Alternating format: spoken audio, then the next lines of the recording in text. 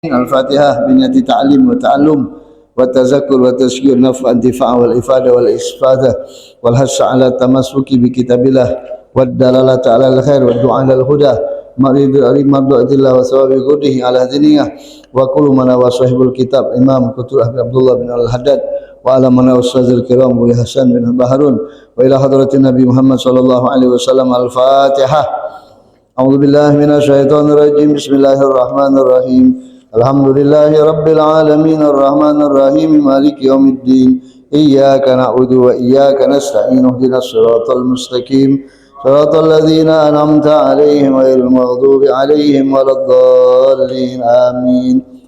Assalamu alaikum warahmatullahi wabarakatuh. Bismillahirrahmanirrahim. Alhamdulillahi rabbil alamin wa bihi nasta'inu ala umurid dunya waddin. Wassalatu wassalamu ala ashrafil anbiya wal mursalin Sayyidina wa maulana Muhammadin sallallahu alaihi wasallam imamuna yaumiddin wa imami ghuril muhajjalin wa ala alihi wa sahbihi ajma'in. Subhanaka la ilma lana illa ma 'allamtana innaka antal alimul hakim. Rabbi shrah li sadri wa yassir li amri wahlul 'uqdatam min lisani yafqahu qawli. Allahumma arinal haqqa haqqan warzuqna tiba'ah wa arinal batila batilan warzuqna tinabah wa la taj'alhu 'alaina mustabihan fanattabi'ul hawa. Allahumma anfa'na bima 'allamtana wa 'allimna ma yanfa'una wa zidna ilma warzuqna fahma birahmatika ya arhamar rahimin. Amma ba'du. Ma'asyiral hadirin wal hadirat, mustami'in mustami'at, mukminin mukminat, wabil khusus segenap jamaah Mushallah Nurul Iman Lorong Pekapuran 34 Ulu Laut Palembang yang dirahmati Allah Ta'ala. Orang-orang tua kita yang semoga senantiasa disehatkan Allah selalu. Kemudian kepada segenap pengurus Mushallah Nurul Iman juga semoga senantiasa istiqamah dalam kebaikan. Dan kepada kita seluruhnya semoga Allah Subhanahu Wa Ta'ala mengembalikan kita dalam keadaan sehat afiat. Selalu kita bersyukur kepada Allah atas nikmat iman dan Islam. Dan alhamdulillah juga diberikan Allah nikmat hidup sampai saat ini kita masih bisa menghirup hawa dunia dan bisa melaksanakan ibadah kepada Allah Ta'ala. Semoga Allah Ta'ala memberikan kita nikmat husnul khatimah. Amin ya rabbal alamin. Ma'asyiral hadirin wal hadirat rahimakumullah. Malam ini insyaAllah kita ketemu lagi di majlis taklim rutinan kita setiap malam Kamis, yang mana kita membahas daripada kitab Nasaihul Diniyah wal Wasail Imaniyah yang dikarang oleh Al-Imam Al-Haddad, dan kita masih berbicara pembahasan tentang masalah zakat. Di sini sebelum kita memulai cawisan, cuman untuk mengingat supaya kita kembali kepada Allah Subhanahu Wa Taala untuk senantiasa mengingatkan kepada diri kita, keluarga kita untuk tidak melakukan hal-hal yang mudarat, apalagi di malam tahun baru. Marilah kita bersama-sama berkumpul di dalam keluarga kita dengan kebaikan. Anggap malam itu malam biasa, tidak melakukan aktivitas yang memancing murkanya Allah Subhanahu Wa Taala, tidak melakukan aktivitas-aktivitas yang menyamai orang-orang Yahudi dan Nasrani. InsyaAllah mudah-mudahan kita seluruhnya paham, dan mudah-mudahan Allah Ta'ala jaga kita.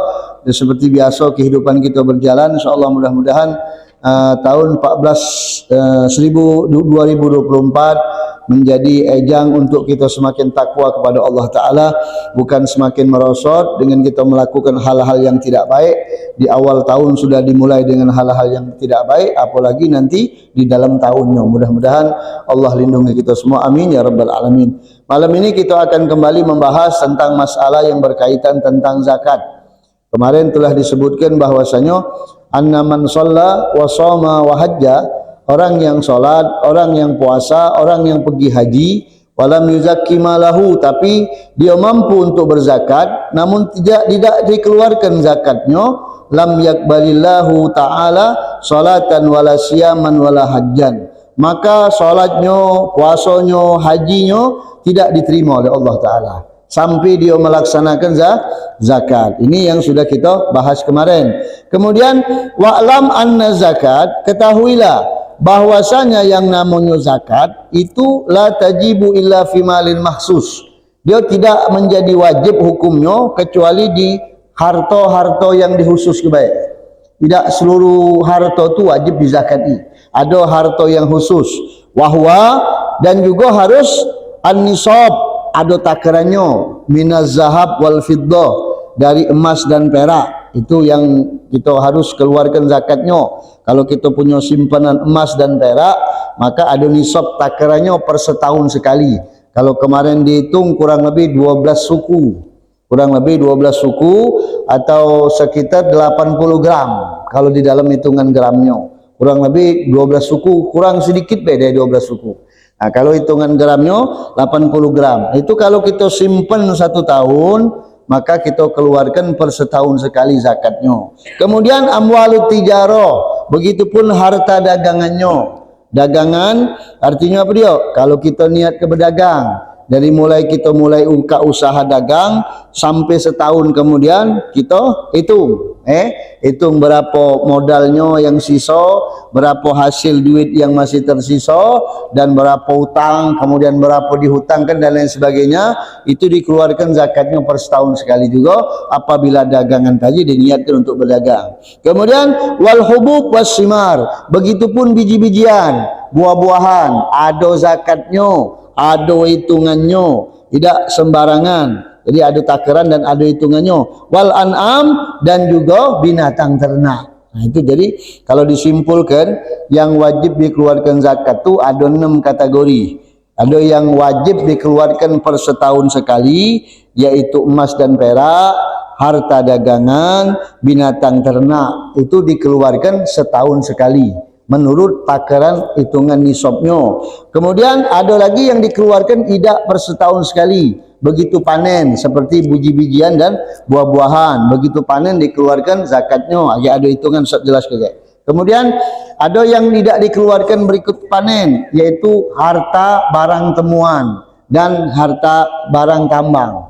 Barang tambang semua barang temuan itu, kalau bahasa kita ini barang temuan itu harta karun. Harta karun juga tidak sembarang harta karun dikeluarkan. Harta karun yang tinggal di tanah yang kosong, tinggal di tanah yang tidak katik yang punyonyo, dan itu harus harta yang terpendam sebelum zaman Rasulullah sallallahu alaihi wasallam. Jadi harta itu memang sudah lama. Kalau harta yang baru-baru, harta-harta yang kita temukan baru, itu tidak wajib dikeluarkan zakatnya. Cuman kalau kita nak mengeluarkan, apa salahnya? Seperti itu kan. Nah, kemudian barang temuan, kalau barang harta karun itu dikeluarkan spontan, dikeluarkan 5% daripada temuan tadi, harta karun yang memang sudah mencukupi syaratnya.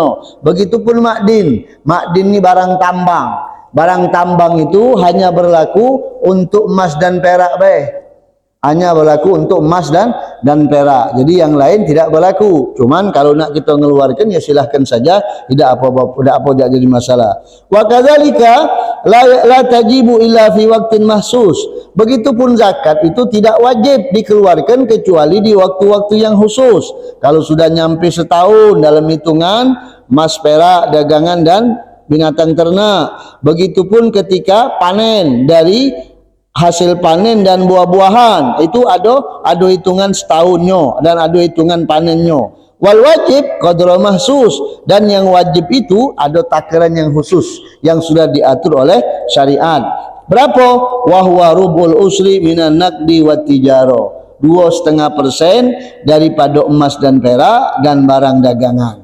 Nah, jadi kalau umpama antum punya simpanan emas di rumah, yang di luar yang dipakai, kalau yang dipakai hilil mubah itu tidak wajib dikeluarkan zakatnya.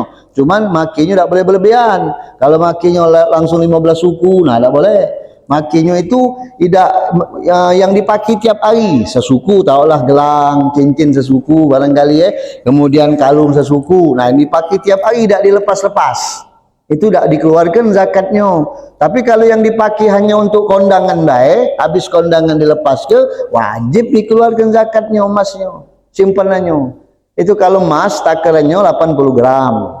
Kalau sudah cukup 80 gram, maka dia harus keluarkan 2,5% dari nilai emas tahun itu. Umpama tahun ini emas harganya berapa segram? 1 juta umpama dikali ke 80 juta duitnya kan. Nah, 80 juta 2,5% dari 80 juta. Kalau 80 juta dibagi 4 8 juta, dibagi 10 8 juta, 10 dibagi 4 berapa? 8 bagi 4 berapa? 2 juta. 2 juta dikeluarkan setahun zakat malnya. Zakat emas sama perak. Kalau antum punya simpanan emas di rumah. Kalau ada simpanan emas. Ya biasanya wong ni kalau ngedem-ngedem tak tahu emas banyak. Rumah miring-miring, tiangnya tiup angin roboh, tak tahu pas rupanya miring-miring tu kena emas banyak. Jadi miring tiangnya. Ya, jadi wajib dikeluarkan. Kemudian kalau perak itu takarannya kalau tidak salah 600 gram. 600 gram. Kalau punya perak 600 gram termasuk cincin. Sebab wong bingin ni kalau nyimpen cincin perak banyak. Nah, nyimpen cincin perak banyak. Kalau suaso tidak dikeluarkan emasnya. Tapi suaso tidak boleh dipakai bagi wong lanang. Jangan dipakai suaso bagi wong lanang. Tidak usah ngambek-ngambek. Simpen be. Kalau dia punya suaso simpen atau dijual atau disimpan untuk dijualkan. Sebab dia bukan emas murni kan, campuran kan emasnya. Nah kalau emas putih tidak masuk hitungan. Tak katik emas putih itu dalam Islam. Ada juga emas Jawa. Kalau emas putih tak katik, emas putih itu titanium. Kalau bahasa kita ni, itu bukan emas, sebut aja baik. Itu tak masuk zakat.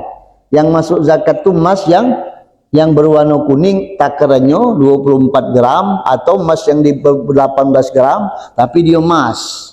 Nah, kalau umpama suaso ni masuk juga kategori emas, cuman dikit emasnya, tak ada banyak hitungannya. Nah, kalau suaso tu taruhlah tak mungkin banyak wong nyimpan suaso, tapi kalau emas ni banyak. Nah, itu dikeluarkan per setahun, jangan kita basah. Bini kita bukan dari potong dari duit emas tu lah, bukan duit lain ngeluarkannya. Agak dipotong dari duit emas tu lah, salah ngitungnya. Itu duitnya 2 juta tu dibagi ke, kalau umpama pas 80 takarannya pas. Kalau umpama punyanya lebih, kita punya 20 suku, nah sudah kali ke baik 6,7 dikali 20 kan sesuku 6,7 kan, dikali 20 sekian jumlahnya Ustaz. Potong lagi 2,5% keluar per setahun sekali, bukan tiap hari. Iya, per setahun sekali kita basah apalagi tiap hari. Nah ya, perak juga macam itu, per setahun sekali. Perak berapa sekarang? 20 20.000 perak segram kali 600. Nah, 20.000 kali 600 berapa? 12 juta Nah, 12 juta 12 juta bagi 2,5%-nya dari 12 juta. Itu kalau perak. Kemudian barang dagangan macam itu juga. Umpama anak modalnya tanggal 1 Januari anak nak buka usaha warung. Pamo, anak modal pertama 10 juta misi warung tadi kan, dah dihitung tuh pembukuan sampailah 1 Januari tahun depan, 1 Januari tahun depan nyampe kan. Nah itu ternyata banyak ya, duit yang sehari-hari dari untung jualan kan kita makan ya, bukan berarti disimpan duit makan apa gitu. Untuk belanjanya tadi, untuk kebutuhan sehari-hari kan kita penghasilnya di situ. Makan, dibelikan sayur, belikan beras biasa. Agak pas setahun, nah itu baru dihitung. Di total, sisa duit dagangan keuntung dari dagang tadi berapa? Ada umpama 20 juta atau 50 juta simpanan kita. Nah dihitung dagang tadi. Total barang dagangan atau barang yang ada di toko kita tuh dihitung modal. Berapa total galo-galonya, sudah tuh dihitung utang. Utang yang wajib dihitung tuh kalau utang yang masuk waktu. Kalau utang yang masih temponya belum jatuh tempo, tidak masuk utang. Agak masuk utang tahun depan dia hitungan. Kalau yang pagak waktu jatuh tempo dia masuk hitungan. Kita utang sama wong atau wong utang sama kita, itu masuk hitungan. Agak kalau kita utang sama wong dipotong. Kalau wong utang sama kita yang jangka waktu sudah tentu harus bayar, masuk hitungan nambah modal tadi. Agak di total, oh timbul duitnya ternyata 50 juta duit anak ditambah modal ini jadi 75 juta modal, ternyata 125 juta duitnya. Nah 2,5%-nya keluar. 2,5% dari 125 juta, aman harta kita. Tidak bakal habis kita punya harta, bahkan ditambah oleh Allah Ta'ala kalau rajin ngeluarkan zakat. Justru orang yang tidak galak mengeluarkan zakat itulah mas numpuk-numpuk, nikmat tidak, mati tercengkam. Ayo, harta tidak ada barokah, tidak katik manfaat, dia meninggalkan bala. Mak mana bala? Anaknya berebut, berbunuh-bunuhan, gara-gara apa? Itulah tadi, nandak mengeluarkan zakat. Itu kalau dagangan, itu hitungannya. Wal usur 1/10 dari buah-buahan atau padi. Padi itu dihitung sudah jadi, bukan gabahnya. Sudah jadi beras. Nah, dihitung baru berapa hasilnya. Nah, itu takarannya kalau biji-bijian itu padi, itu kalau dalam kitab fikih itu anggur, kemudian kurma, itu masuk hitungan tuh. Kalau buah-buahan tuh boleh digabungkan, barangkali antum punya kebun manggo, itu boleh digabung jadi sikok. Nah, itu ada hitungannya. Dia kalau sudah panen 800 kilo. Kalau 800 kilo takaran padinya berbentuk berasnya jadi 800 kilo minimal, itu baru keluarkan zakatnya. Zakatnya mana? Kalau tanaman yang diurus dengan pupuk itu 10 dikeluarkan zakatnya 5%. Kalau umpama diurus sama pupuk, pecah apa namanya? Padi kan dipupui, dirawat, itu zakatnya 5%. Tapi kalau tanaman yang tidak dipupuk, tinggal ngembek buahnya baik, barangkali kita punya sawah tadi besar, di pinggir-pinggir sawahnya kita tanami manggo atau bembem, kan banyak tuh batangnya. Nah, itu dikeluarkan 5% kalau tidak dipupuk. Artinya sudah besar, tumbuh dewek, dikeluarkan 5% hasilnya. Tapi kalau yang dipupuk, dibajak, pakai kebu, pakai apa, itu 5% cuma dari hasil panennya. Dapat panen, punya sawah 10 hektar, taruhlah umpama, panennya barangkali 100 ton, taruhlah 100 ton gabah, umpama 100 ton gabah. Nah, jadi ke beras dulu. Takaran kita boleh nebak-nebak, buat kita lah biasa, lah tahu. Biasanya kalau 100 ton beras ini jadi berasnya sekian, 70-30 apa 60-40 biasanya. 70-30, ada yang 60-40 dia tuh hasilnya. 30% gabah, 70 beras. Ya kali ke berarti 70 ton beras umpama kan. Nah, sudah, dah apa-apa kita keluarkan 70 ton beras itu, tinggal kita hitung 2,5%-nya dari nilai duitnya. Kalau umpama nak pakai beras tidak jadi masalah, 2,5%-nya dari 70 ton tadi. Keluarkan berasnya, cak itu. Itu kalau hitungan beras, atau hitungan buah sama cak itu 800 kilo. Kalau dipucuk 800 kilo, keluarkan. Kalau di bawah 800 kilo, panennya cuma 700 kilo, tidak wajib. Dipucuk 800 kilo. Nah, itu dikeluarkan setiap panen, bukan setiap setahun sekali. Setiap waktu panen. Nah, itu seperti itu contohnya.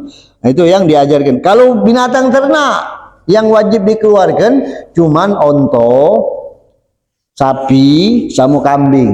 Nah, kalau sapi ini kan ada gandengan kebu. Nah, kebu masuk sapi. Kambing ini ada gandengan domba. Domba masuk juga. Kalau onto tak katik gandengannya, paling saingannya ada di Tojulu itu. Cuman berbungkus sudah. Ya, untuk pagi-pagi kita seduh itu. Kopi cap onto. Nah, itu Tapi kalau onto asli tak katik. Ada yang tapi anak tidak yakin. Barangkali di sini ada yang melai onto, diam-diam Ada yang melai onto. Nah, onto tu 5 ekor onto dikeluarkan per setahun sekali sikok kambing umur setahun. Kalau kita punya 5 onto. Kalau 10 onto per setahun sekali dikeluarkan 2 ekor kambing berumur 2 tahun. Punya 15 ekor onto per setahun sekali dikeluarkan 3 ekor kambing berumur 2 tahun. 20 ekor onto per setahun sekali 4 ekor kambing berumur 2 tahun. Sampai 25, kalau sudah mentok 25 bukan onto lagi, anak onto. Anak onto yang berumur setahun. Nah, itu tingkatannya. Kayak dihitung per 5. Itu hitungannya. Kalau sapi per 30. Kalau punya sapi per 30, dalam setahun dikeluarkan sapi yang berumur setahun. Kalau nyampe 40, sapi yang berumur 2 tahun. Nah, tinggal kali kalau sapinya kita punya 60, berarti 2 ekor sapi yang berumur setahun. Kalau punya 80, berarti 2 ekor sapi berumur 2 tahun. Itu deh hitungannya, terus nambah. Kambing, nah kambing ini agak umat hitungannya. 40 ekor kambing, bawa hitungannya sikok kambing. Baru mulai itu 121. Dari 40, nilai takaran kedua, nisab kedua 121. 121 kambing, baru kita mengeluarkan 2 kambing. Kan jauh jaraknya kan?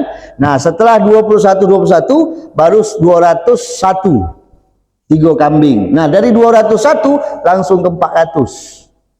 Nah, 400 4 kambing. Nah, dari 400 ke pucuk per 100. 500 5, 600 6, 700 7. Cak itu hitungannya. Belum tahu kayak di sini ada jadi mando kambing ya. Dan mando jengkol, mando kambing. Nah, belum tahu kan? Nah, itu kambing. Itu be sudah. Domba, kebo sama cak sapi hitungannya. Kalau antum punya kelinci juta ekor, tidak. Punya bebek 1000 ekor, tidak wajib keluarkan zakatnya. Tapi yang wajib dikeluarkan bukan bebeknya. Kalau teloknya dijual usaha, nah itu bebeknya dibuat usaha. Nah itu ada hitungannya kalau memang buat usaha, bukan belaginya ke bebeknya, belaginya ke usahanya. Nah itu maksudnya nanti. Jadi ada bagian zakat itu. Cuman kan kita udah wajib kalau ada di sini punya sapi 50 dah. Kalau punya hati kan, hati sapi, jangan ngedem-ngedem kayak tahu aduh ngomong beda apa-apa. Kayak paling itu gampang hitungnya. Nah, kita kan ada wajib mengeluarkannya. Pecah barang harta karun, dan mungkin kita nemukan barang. Tidak boleh di tanah yang punya wong. Kalau tanah punya wong tidak sah harta karunnya, tidak mengeluarkan zakat, tidak. Harus tanah yang memang kosong. Kemudian harta karun itu terpendam dari sebelum zaman Rasulullah. Kan lama. Kalau harta yang kita temukan setelah zaman Rasulullah itu bukan harta karun namanya, harta baru. Harta baru, bukan mak baru tapi harta baru. Ada mak lama, ada mak baru kan. Nah itu baru cak. Jadi tidak dia aduk cacing umpama apa namanya, tapi tak mancing umpama aduk cacing tu, pengaduk cacing tep nemu emas umpama nemu emas, bukan emas hitam, bukan emas putih, emas kuning. No, ni pas tengok ai 5 suku umpama cincin apa kalung, tidak wajib keluar ke zakatnya. Sebab dia barang baru, tidak wajib. Nah, jadi mak mana ya sudah rezeki kita. Ya kalau kita nak cari dulu ngaku galau wong. Iya, tanya sekampung, emas siapa? Maunya aku. Berapa ikut gantinya? Nah, tanya dulu deh, tak nemu duit. Nombor serinya berapa? Nah itu. Jadi dia kalau kita dapat nemu emas barang baru, tidak wajib dikeluarkan zakatnya. Cuma kalau kita nak sedekah, alangkah baiknya. Dari duit yang kita temu tadi, kita jual jadi duit umpama 10 juta, Masya Allah, lagi ke 1 juta untuk masjid atau musola, lebihnya 1 juta untuk anak yatim atau fakir miskin, lebihnya masuk ke kantor. Rezeki kita itu. Nah, sama cak kita nemu duit Pak. Kalau nemu duit itu ada 2 pembahasannya. Kalau nemu duit di lorong, lain sama nemu duit di pasar 16. Ya kalau nemu duit di dalam lorong ini, itu pasti wong yang lorong ini kan yang liwatnya. Maka duit itu tidak boleh langsung dimbek, tapi tidak boleh langsung dimakan, tunggu ke dulu. Sampai ada wong nyari dah. 40 hari lamanya. Tapi kalau nemu duit di pasar 16, langsung mbek lah. Ngaku galau kalau ditanya. Ya, mbek lah langsung. Ngapa? Tempatnya kami kan. Nah, cuman kita mbek, kita tunggu di situ lah. Tunggu ke dulu, ecek-ecek kita duduk. Ada tak wong wawi kan, oleh nyai-nyai kan. Nah, kalau ada nyai-nyai kita pakai ngapa Pak? Cak bingung. Iya, duit aku hilang. Aku hilang duit berapa? 100. Nah, oh sudah, ada duit kau sama aku. Ya, kalau kita nunggu dak kati, ya sudah berarti rezeki kita bawa balik. Daripada kata ulama duit itu daripada ditemukan oleh preman, daripada ditemukan oleh wong yang tak ada benar, kemudian dibuat judi, kemudian dibuat minum khamr, itu mbek. Lagi ditemu wong tak benar, dibuatnya judi, dibuatnya minum khamr dan sebagainya, itu mbek. Tapi kita tunggu dulu. Kalau memang tak katik lagi nian, besok tak apa-apa, jangan jajan dulu, besok situ lagi, tengok lagi sampai beberapa hari. Tunggu ke mana katik nian sudah, dah usah diumum ke di Masjid Agung, dah usah diumum ke di tengah pasar, tak boleh cak itu kan. Nah, itu kalau harta karun. Kalau barang tambang, emas sama perak baik yang dikeluarkan zakatnya. Kalau timah tidak, besi tidak, inten tidak, ada tambah inten di Kalimantan sana, tidak baca dikeluarkan zakatnya, tidak kati zakatnya. Jadi kalau orang punya inten, nemu inten umpama sebesar beduk, nah, umpama nemu inten sebesar apa? Sandal jepit. Yo sudah milioner lah itu kan. Tidak kata zakat, tidak. Nah, pecah uang yang galak di Sungai Musi ngeduk-ngeduk apa namanya? Nyedot-nyedot itu nyai harta karun itu, jingok dulu yang ditemukan itu apa dia. Kalau yang ditemukan itu emas, berarti masuknya boleh dia mengeluarkan zakatnya. Tapi kalau umpama yang ditemukan tadi itu Luci umpama atau mungkin sendok. Jingok dulu dari tahun berapa. Kalau memang dari tahun sebelumnya Rasulullah, dinasti Mi'ing umpama nah ditemu kan, nah itu kan tak apa-apa kita keluarkan zakatnya, dibeli wong, tawa wong umpama. Ana dulu pernah nemu sendok ditawa wong 3 miliar. Begitu anak nak bayar, bangun. Tidur rupanya. Dah jadi. Banyak ancak itu mimpi tu lah. Ada cerita nak kata bukti. Ya, yang model cak itu lah. Jadi sudahlah. Tak usah kita bahas itu masalah. Kebanyakan cak itulah. Oi, siapa? Ha? Ya, dapat bagian kalau. Nah itu. Jadi zakat itu kan menunjukkan tidak boleh, tidak seluruh tidak seluruh manusia wajib berzakat. Model kita ini kan ada wajib berzakat. Mana nak dizakat ke rumah lagi pas-pasan namanya. Nah kecuali kalau antum punya emas yang simpanan, caknya di sini ada, anda yakin di sini ada berapa ikut uang ini nyimpen emas. Nah, ingat ke baik, setahun sekali keluar ke punya bini di rumah tu simpanan keluar ke zakat. Tidak, sebenarnya kita zakat itu menunjukkan rasa kasih sayang kita sesama muslim.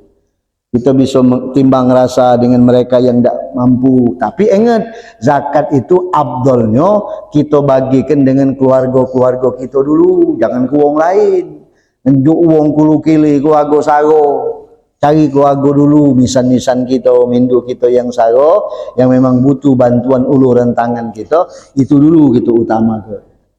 Ini kadang wong tidak, misalnya banyak yang saro, wong lain dulu, kenal so, wong jagoin, misalnya saro, wajar misalnya mutu-mutu, atik-atik, kami dah pernah nyicip duit dia.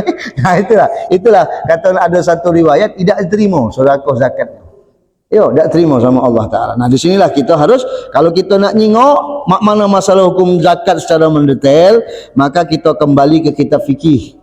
Belajarannya di dalam kitab fikih. Nah, kita belajar ilmu zakat sesuai dengan pengetahuan kita, sesuai dengan kegiatan kita. Kalau umpama kita punya nyimpen emas, berarti kita harus tahu takaran emasnya. Kalau umpama kita punya kebun, punya sawah, harus tahu hitungan sawahnya berapa. Jangan sampai kita tidak ngerti. Itu ilmu wajib itu untuk dikuasai oleh kita. Nah, itu harus kita. Kalau kita memang terjun pada bidang itu, kita keluarkan zakatnya. Jadi itulah yang harus dikeluarkan. Sawit. Kalau sawit masuk zakat apa? Sawit bukan masuk buah-buahan, sawit bukan masuk biji-bijian, sawit masuk dagangan. Masuk dagangan dia. Tidak masalah sawit, ada yang dimakan, ada yang makan sawit sini. Kati kan sawit ada dimakan. Jadi masuk perdagangan dia. Amwalut tijarah masuknya. Per setahun sekali dikeluarkan dia. Nah, jadi kita kalau kita tidak tahu ya sikok solusinya bertanya. Jadi supaya kita memang kalau umpama kita paham, ya kita harus tahu nisabnya berapa, takarannya berapa, kemudian haulnya, waktu ngeluarkannya kapan, kemudian wal mustahikin, orang-orang yang wajib nerimanya siapa. Nah, itu harus tahu kita. Jangan basing ngenjuk, dak baca ngenjuk basing-basing zakat itu. Tidak boleh pahala gitu. Ngenjuk zakat basing-basing tidak boleh pahala. Wal muzakki, orang yang berzakat fi ikhrajiz zakat, ketika dia mengeluarkan zakat, dia mendapatkan pahala yang besar, mendapatkan pahala yang banyak, pahala yang mulia, bahkan dosa-dosanya diampuni Allah. Muzaki itu walahu fihi manafi wa fawaid dinyawiyah wa dunyawiyah, mendapatkan keutamaan, kemanfaatan baik dalam segi agama ataupun dalam segi dunia. Sebenarnya kalau nak nurutkannya, harta itu bala sebenarnya. Harta yang kita punya itu adalah bala, musibah buat kita, fitnah buat kita, afat, bencana buat kita. Salim minhal muhafid ala ikhrajiz zakat. Bagaimana kita bisa selamat?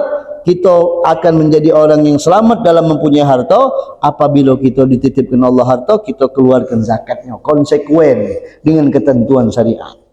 Konsekuen sudah, mantap deh.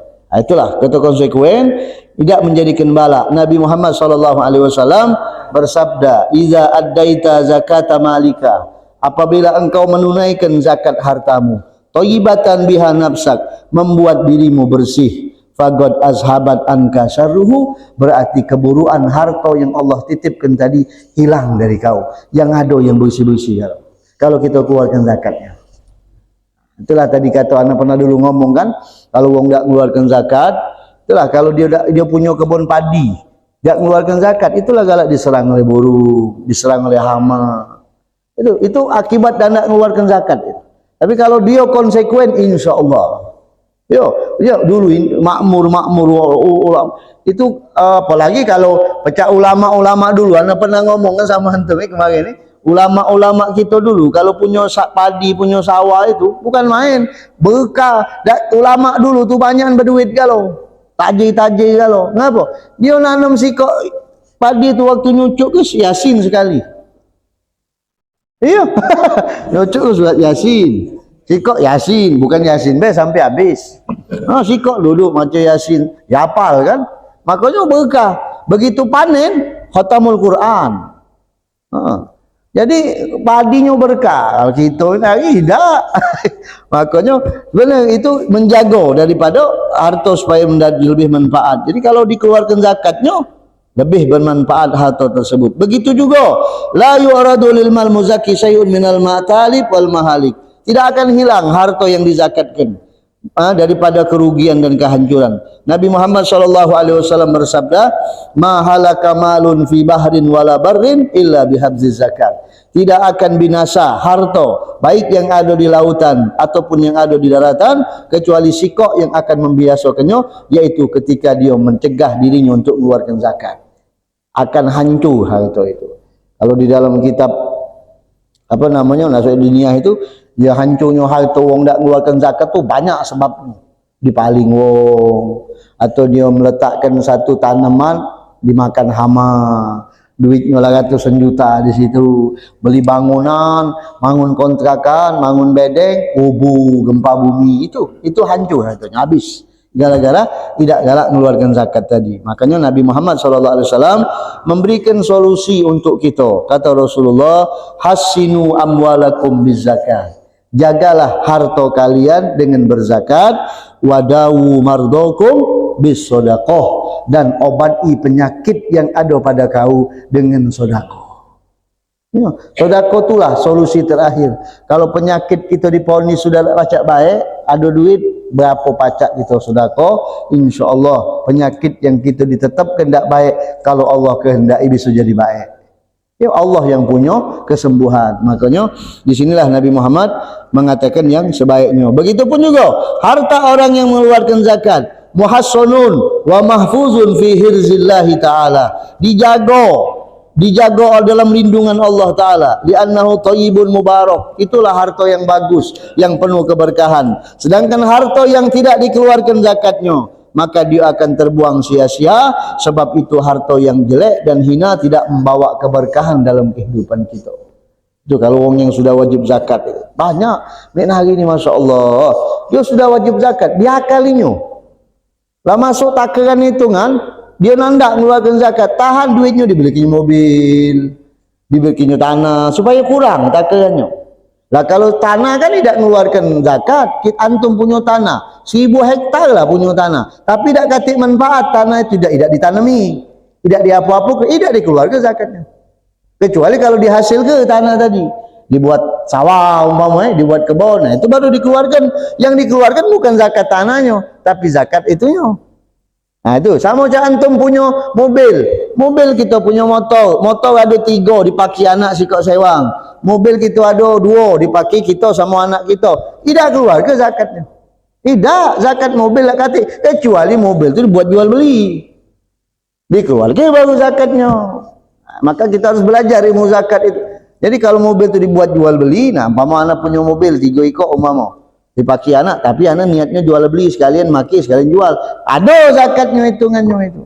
Tapi ya jingok per setahun sekali hitungannya, tidak mesti tiap waktu mengeluarkan zakat, tidak, baliknya ke harta dagangan, itu kan baliknya ke harta dagangan yang dimanfaat ke baik. Kalau tidak katik guna, tidak, cak model tanah disewa ke, kena zakatnya. Kontrakan bedeng kena zakatnya, sebab dari untuk usaha niatnya. Nah kalau cuman punya bedeng tidak dikontrak, tidak dia usaha, ngapa kau bangun bedeng? Ada 4 ekor bedeng aku. Untuk apa? Untuk anak aku sikok-sikok. Kalau dia sudah apa? Kalau dia sudah berkeluarga, sikok. Bukan dikontrakkan, tidak. Nah tidak dikeluarkan duitnya.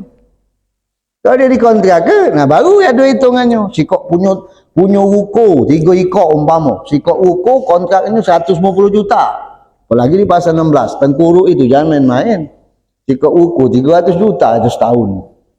Iya, duit galau tak campur godong. Kalau punya 5, medok gitu, duduk baik di rumah, tapi tak usah ngayal. Dia punya wong kan punya gitu. Ya deh, nah duduk. Dia tahun keluar ke zakatnya. Ya, kalau 300 juta kali 5 berapa? 1,5. Setahun tak mungkin habis makan beras apa gitu. Nah, keluar ke zakatnya. Keluar ke 1,5. Tak begitu nagih langsung potong. Keluar ke zakatnya. Nah, cuman kita harus tahu juga ke arah mananya. Tidak. Jadi zakat itu sebenarnya tidak ada sayo, tidak sulit tidak. Cuman yang sulit tuh wong yang nandak berzakat itu. Tak nyimpen emas, nandak berzakat. Simpen emas sebanyak, ada duit beli emas, ada duit beli emas. Ya, rumah miring, rumah buruk dah bagus tapi emas banyak. Nah itulah, sampai dijengok emas setahun jengok, ada berapa? Ada 30 suku. Wow, getah basah, nandak berzakat setahun. Tengoklah dah lama lah hancur lah itu. Habis ke emas itu. Entah Allah kalau ngehabiskannya itu dengan baik, entah dinjuk penyakit oleh Allah. Nah itu yang kita jangan sampai. Kalau kita dinjuk penyakit itu tak kata ubatnya lagi kalau sudah melanggar perintah Allah Ta'ala. Maka ingatkan hal seperti ini. Jadi artinya kalau harta yang tidak dikeluarkan zakatnya akan mendatangkan bala dari Allah Ta'ala. Wa ayu khairun, wa ayu naf'un. Kebaikan apa, kemanfaatan apa. Harta yang dihapuskan keberkahannya. Tak katik manfaat, bahkan keburuannya yang tersisa, fitnahnya yang tersisa. Jadi harta yang dihapus itu maksudnya ada dua. Ada yang dihapuskan secara zahir. Jadi secara zahir mana? Hilang bentuk harta itu. Darinya wong kaya langsung jadi miskin. Gara-gara ada zakat tadi kan, ayo dia kaya, tahu langsung jadi miskin. Pelan-pelan jadi miskin. Kena tak katik berkah tadi. Galak meremehkan zakat, tidak pernah melakukan tugasnya sebagai hamba Allah Ta'ala. Ujung-ujung jatuh miskin. Ada lagi yang dihapuskan secara batin. Mak mana dihapuskan secara batin? Duitnya banyak, hartanya banyak, punya galau segala punya, akan tetapi walakin la yantafi'u bihi sahibuhu, tidak bisa bermanfaat buat yang punya harta itu. Mak mana maksudnya? Dalam agama tak pernah berimpak, tidak pernah hartanya diberikan dalam kebaikan, dalam dirinya dewe tidak bisa menutupi hartanya tadi dengan perbuatan-perbuatannya, bahkan hartanya mendatangkan mudarat yang banyak dengan dia menahan haknya, meletakkan pada bukan tempatnya. Mak mana meletakkan pada bukan tempatnya? Imma bi infaqihi fil ma'asi, dia meletakkan harta dalam berbuat maksiat. Tiap malam metu ke kafe, metu ke sini, duit habis. Berjudi, segala macam habis hartanya. Duitnya banyak tapi berkah tak katik lagi sudah. Sudah tu apa lagi? Imma fi syahwatil bahima, nurut nafsu binatang. Ya, nurut nafsu binatang, la naf'un fiha wala hasilun laha, tidak katik manfaat dan tak katik gunung. Walaupun banyak hartanya tak katik manfaat, tak katik gunung. Tak katik berkah. Nah, ini yang disebutkan Allah dalam Al-Quran. Kemudian wa amma mana'u zakat, adapun orang yang tidak mau mengeluarkan zakat, fahuwa min akbaril kabair, itu termasuk dosa besar. Salah satu dosa-dosa besar, sebagaimana diriwayatkan dari Allah dan Rasulnya, banyak sekali ancaman-ancaman yang menakutkan, ancaman-ancaman yang mengerikan. Wa yuhsa ala mani'iz zakat, yang paling ditakutkan orang yang tidak mengeluarkan zakat mati dalam keadaan su'ul khotimah. Itu yang paling ditakutkan. Dan yang paling ditakutkan lagi, wal khurud minad dunya, ruhnya meninggalkan dunia dalam keadaan tidak membawa Islam. Itu hukuman bagi wong yang tidak berzakat. Dan kita jingok lemaknya, sepulan berduit banyak, jangan jingok sekarang. Manusia tu takarannya akhir bukan awal. Takaran manusia tu akhir bukan awal. Kalau awal itu belum pacak dijadikan keputusan. Akhirnya tu cak solat tarawih. Oh, awalnya penuh masjid. Langgar penuh apa pada akhirnya? Oh, 10 ikut medok-medok pula. Iya. Jadi takarannya akhir. Jadi kita jingok husnul khatimah atau su'ul khatimah ni wang itu. Tak pacak kita melok wong yang apa patakannya banyak duit, harta banyak, belum tentu batinnya bisa jadi menderita. Duit banyak dak kati guna kalau batinnya sara. Itu waqad yu'aqib qabla al-maut. Kadang-kadang orang yang tidak mengeluarkan zakat itu disiksa sebelum matinya. Sebagaimana yang terjadi dengan sepupuhnya Nabi Musa yang bernama Qarun. Jelas disebutkan Allah dalam Al-Qur'an, fahasabna bihi wa bidarihil ard.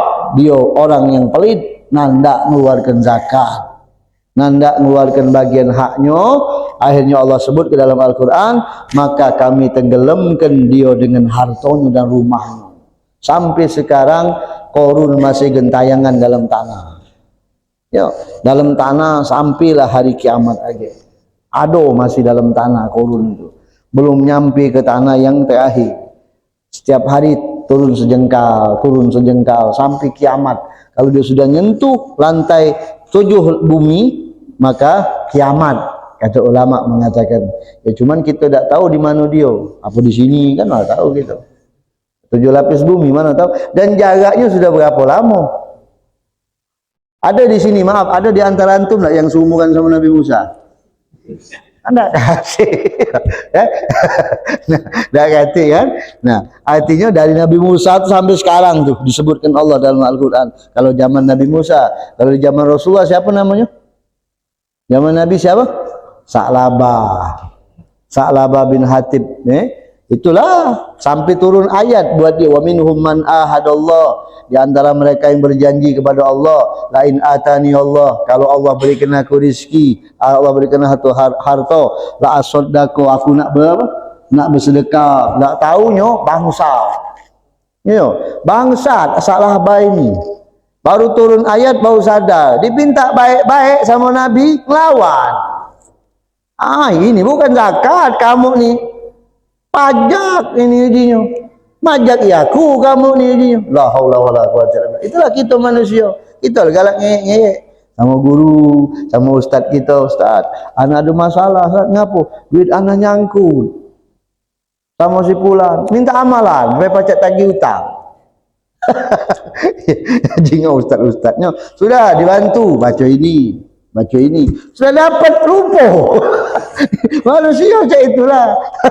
Lupa. Jadi ya Allah, ini sifat manusia ini. Maka kita ni, itulah nikmat kita dicabut Allah. Karena gara-gara kita lupa dengan kebaikan Allah. Kata Rasulullah, lam yaskurillah mal lam yaskurin nas. Tidak kalian itu bersyukur dengan Allah kalau kalian tidak bersyukur dengan manusia. Bersyukur dengan manusia itu memberikan ucapan selamat atau timbal balik dengan perbuatan baik yang dia berikan dengan kita. Kalau kita tak pacak mampu balas, doa ke sudah. Ini doa ke tidak nyebeli pula kalau ketemu. Ini manusia ni. Sama cak si Sa'labah ini, sama cak Qarun ini. Akhirnya tenggelam. Nabi Musa nengok Qarun tu tak loleh lagi. Langsung nunjuk, ya Rabb, tenggelam ke dia. Nyerit-nyerit Qarun. Yang nak melok dia, marah dia je Nabi Musa.